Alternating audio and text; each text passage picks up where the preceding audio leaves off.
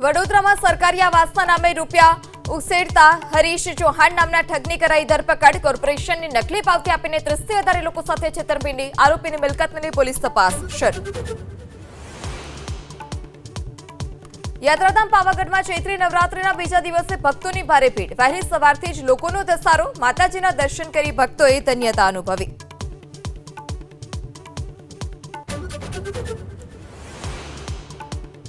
અમરેલીમાં માવઠાથી થયેલા નુકસાનના સર્વેની લોધિકાના સરપંચ કિશોર કાનપરિયાની માંગ। બગસરા પંથકમાં માવઠાથી ખેડૂતો પાયમાલ।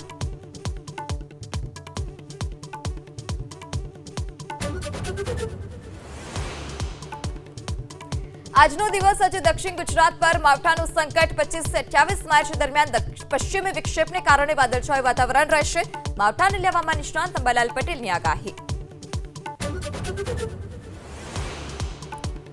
સુરતમાં માવઠાના મારથી બાહુબલી લગ્ન સેટ જમીનદોસ્ત થયો। લગ્ન સેટ બનાવનાર માલિકને કરોડો રૂપિયાનું નુકસાન।